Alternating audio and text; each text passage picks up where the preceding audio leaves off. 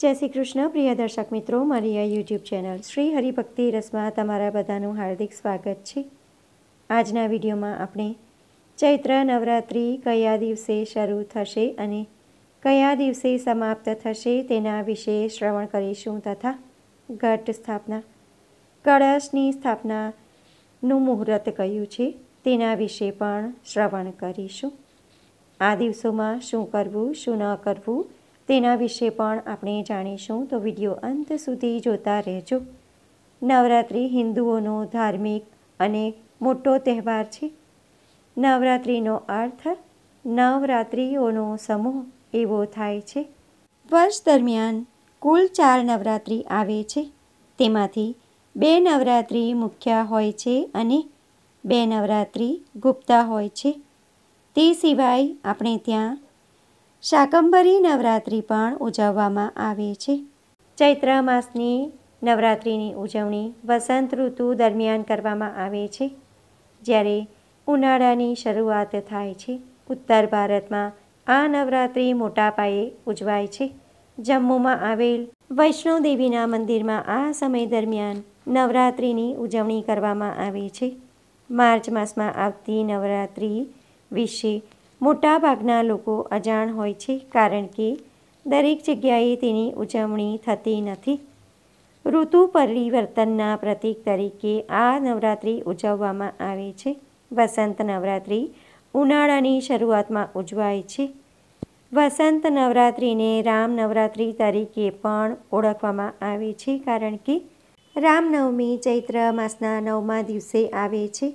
વસંત નવરાત્રિ અથવા રામ નવરાત્રિ મા ગૌરી અથવા મા પાર્વતીને સમર્પિત છે।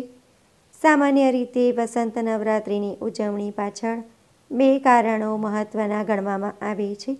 પહેલું, ઋતુગત ફેરફારોને આવકારવા માટે, કારણ કે વસંત નવરાત્રિની સાથે વર્ષના અન્ય તહેવારોની પણ શરૂઆત થાય છે।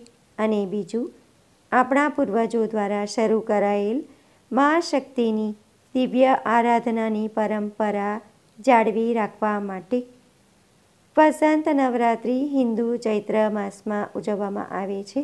એવું માનવામાં આવે છે કે મા દુર્ગાની પૂજા મૂળભૂત રીતે ચૈત્ર માસમાં કરવામાં આવતી હતી અને તેને બસંત પૂજાના નામે ઓળખવામાં આવતી હતી, પરંતુ પાછળથી ભગવાન શ્રીરામે દુર્ગા પૂજાના સમયમાં ફેરફાર કર્યો હતો।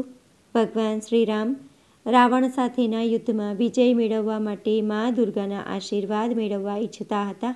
પરિણામે તેઓએ અશ્વિન માસમાં એટલે કે ઓક્ટોબર-નવેમ્બરમાં મા દુર્ગાનું આહ્વાન કર્યું હતું।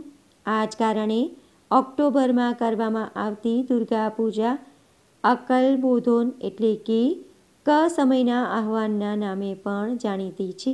વસંત નવરાત્રિની ઉજવણી હિમાચલ પ્રદેશ, ઉત્તરાખંડ એટલે કે ઉત્તરાંચલ, હરિયાણા, પંજાબ અને જમ્મુ કાશ્મીર જેવા રાજ્યોમાં ખૂબ જ મોટા પાયે થાય છે। ભારતના આ રાજ્યોમાં રહેતા લોકો વસંત નવરાત્રિ કે પછી ચૈત્ર નવરાત્રિ કે પછી રામ નવરાત્રિ દરમિયાન વ્રત અને ઉપવાસ કરે છે। ઉનાળાની શરૂઆતમાં આ તહેવાર આવતો હોય, બદલાતી ઋતુ સાથે અનુકૂલન સાધવામાં પણ વ્રત અને ઉપવાસ ઉપયોગી થાય છે એવું માનવામાં આવે છે। આ સમય દરમિયાન હિમાચલ પ્રદેશ તેમજ ઉત્તરાખંડમાં કેટલાક મંદિરોમાં મેળાઓનું આયોજન કરવામાં આવે છે। ઓક્ટોબર-નવેમ્બરમાં ઉજવાતી નવરાત્રિ દરમિયાન કરવામાં આવતા તમામ પ્રકારના ધાર્મિક ક્રિયાકાંડ આ નવરાત્રિ દરમિયાન પણ યોજવામાં આવે છે। ચૈત્રી નવરાત્રિનો તહેવાર હિન્દુ ધર્મમાં ખૂબ જ ખાસ અને મહત્ત્વપૂર્ણ માનવામાં આવે છે। તે હિન્દુઓના સૌથી પ્રખ્યાત તહેવારોમાંથી એક માનવામાં આવે છે। આ સમય દરમિયાન મા દુર્ગાના 9 સ્વરૂપોની વિધિવત પૂજા કરવામાં આવે છે અને ભક્તો 9 દિવસ સુધી ઉપવાસ રાખે છે। નવરાત્રિના પ્રથમ દિવસે ઘટ સ્થાપના એટલે કે કળશ સ્થાપના કરવામાં આવે છે, જે અત્યંત શુભ માનવામાં આવે છે અને રામનવમીના દિવસે આ નવરાત્રિની પૂર્ણાહુતિ હોય છે। ચૈત્ર નવરાત્રિ આત્મશુદ્ધિ અને ભક્તિનો પર્વ છે. આ સમય દરમિયાન મા દુર્ગાની પૂજા કરવાથી ઘરમાં સુખ, શાંતિ અને સમૃદ્ધિ આવે છે. આ સિવાય ઘટ સ્થાપના યોગ્ય મુહૂર્તમાં કરવાથી પૂજાનું પૂર્ણ ફળ પ્રાપ્ત થાય છે. આ સમય દરમિયાન ભક્તો તમામ નિયમોનું પાલન કરીને મા દુર્ગાના વિશેષ આશીર્વાદ મેળવી શકે છે. ભક્તો, હવે આપણે ચૈત્ર નવરાત્રિ કયા દિવસે શરૂ થવાની છે અને કયા દિવસે સમાપ્ત થશે તથા કળશ સ્થાપનાનું મુહૂર્ત શું છે તેના વિશે શ્રવણ કરીશું. પંચાંગ અનુસાર ચૈત્ર મહિનાના શુક્લ પક્ષની પ્રતિપદા તિથિ 29 માર્ચ 2025 અને શનિવારના રોજ સાંજે 4:27 પર શરૂ થઈ 30 માર્ચ 2025 અને રવિવારના રોજ બપોરે 12:49 પર સમાપ્ત થશે. તેથી ઉદય તિથિ અનુસાર 2025માં ચૈત્ર નવરાત્રિ 30 માર્ચ 2025 અને રવિવારથી શરૂ થશે, જે 6 એપ્રિલ અને રવિવારના રોજ પૂર્ણ થશે. તે દિવસે રામનવમી પણ છે. નવરાત્રિના પ્રથમ દિવસે શુભ સમયમાં કળશની સ્થાપના કરવી ખૂબ જ જરૂરી છે. આ વર્ષે ઘટ સ્થાપન માટેનો શુભ સમય 30 માર્ચ 2025 અને રવિવારના રોજ સવારે 6:13 શરૂ થઈ 10:22 સુધીનો રહેશે, જ્યારે અભિજીત મુહૂર્ત બપોરે 12:01 શરૂ થઈ 12:50 સુધીનું રહેશે. તો ભક્તો, જો તમે સવારે કળશની સ્થાપના ન કરી શકો તો બપોરે અભિજીત મુહૂર્તમાં પણ તમે કળશની સ્થાપના કરી શકો છો. હિન્દુ કેલેન્ડર મુજબ આ વર્ષે ચૈત્ર નવરાત્રિ 9 દિવસ નહીં પરંતુ 8 દિવસ સુધી ચાલશે, કારણ કે ચૈત્ર નવરાત્રિમાં તૃતીયા તિથિનો ક્ષય છે. તેથી નવરાત્રિ માત્ર 8 જ દિવસ ચાલશે. નવરાત્રિ દરમિયાન મા દુર્ગાના 9 સ્વરૂપોની પૂજા કરવામાં આવે છે.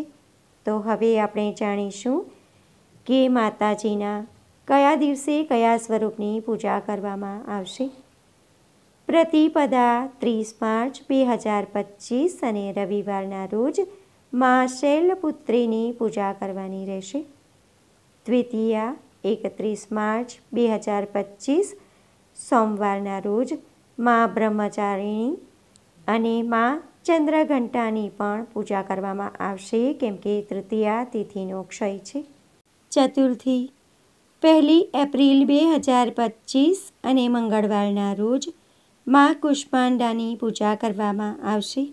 પંચમી 2 એપ્રિલ 2025 અને બુધવારના રોજ મા સ્કંદ માતાની પૂજા કરવામાં આવશે. ષષ્ઠી 3 એપ્રિલ 2025 અને ગુરુવારના રોજ મા કાત્યાયનીની પૂજા કરવામાં આવશે. સપ્તમી 4 એપ્રિલ 2025 અને શુક્રવારના રોજ મા કાલરાત્રિની પૂજા કરવામાં આવશે. અષ્ટમી 5 એપ્રિલ 2025 અને શનિવારના રોજ મા મહાગૌરીની પૂજા કરવામાં આવશે તથા નવમી 6 એપ્રિલ 2025 અને રવિવારના રોજ મા સિદ્ધિદાત્રીની પૂજા કરવામાં આવશે તથા તે દિવસે રામનવમી પણ છે. આમ આ વખતની નવરાત્રિ 8 દિવસની રહેશે. આ મહાપર્વ દેવી દુર્ગાના 9 સ્વરૂપોને સમર્પિત છે. આ પવિત્ર તહેવાર 9 દિવસ સુધી ઉજવાય છે, જેમાં મા દુર્ગાના 9 સ્વરૂપોની શ્રદ્ધાપૂર્વક પૂજા કરવામાં આવે છે. ભક્તો ઉપવાસ, હવન અને પૂજા દ્વારા માતાજીની કૃપા પ્રાપ્ત કરે છે. ચૈત્ર નવરાત્રિનો પ્રથમ દિવસ હિન્દુ નવવર્ષનું પ્રતીક છે. આ દિવસે ગુડી પડવો અને નવું સંવત્સર શરૂ થાય છે, જે નવા શુભારંભનો સંકેત આપે છે. આ તહેવાર અનિષ્ટ પર સારાના વિજય અને ભક્તિભાવનું પ્રતીક છે. આ દરમિયાન ઘટ સ્થાપના, ઉપવાસ, ગરબા અને કન્યા પૂજન જેવી પવિત્ર પરંપરાઓનું પણ પાલન કરવામાં આવે છે. આપણે અંતમાં જાણીશું કે કન્યા પૂજન કયા દિવસે કરવાનું છે. તે પહેલાં આપણે જાણી લઈએ કે કળશની સ્થાપનાની પૂજા કેવી રીતે કરવી, કળશની સ્થાપના કેવી રીતે કરવી તથા 9 દિવસોમાં માતાજીની પૂજા કેવી રીતે કરવી તથા માતાજીના મંત્ર વિશે પણ આપણે શ્રવણ કરીશું. સૌ પ્રથમ આપણે કળશ સ્થાપનાની પૂજા વિધિ વિશે જાણી લઈએ. નવરાત્રિના પ્રથમ દિવસે સૌ પ્રથમ તમારે પોતાના ઘરને તથા પૂજા ઘરને સ્વચ્છ કરવું, આંગણામાં પાણીનો છંટકાવ કરી રંગોળી પૂરવી, ત્યારબાદ આખા ઘરમાં ગંગાજળ છાંટીને ઘરને પવિત્ર કરવું, ત્યારબાદ વેદી અથવા બાજોઠ ઉપર લાલ કપડું પાથરવું, ત્યારબાદ માટીના વાસણમાં જવ વાવવા, એક વાસણમાં ગંગાજળ ભરી અને તેમાં સોપારી, દૂર્વા, આખા ચોખા અને સિક્કો મૂકવું. કળશના મુખ પર આસોપાલવ કે નાગરવેલ અથવા કેરીના પાન મૂકવા અને તેના ઉપર નાળિયેર મૂકવું અને જવવાળા વાસણ પર કળશ મૂકવું. દેવી દુર્ગાનું આહ્વાન કરવું અને 9 દિવસ સુધી તેમની વિધિપૂર્વક પૂજા કરવી. આ સમયગાળા દરમિયાન ભક્તોએ 9 દિવસ ઉપવાસ કરવો જોઈએ. દેવી દુર્ગાની દરરોજ સવારે અને સાંજે આરતી કરવી. ત્યારબાદ ભોગ ધરાવવો. ભોગમાં તમે નાળિયેર, મીઠાઈ, ફળ, કોઈ પણ વસ્તુ અર્પણ કરી શકો છો અને પૂજા કરતી વખતે તમારે આ મંત્રનો જપ કરવો.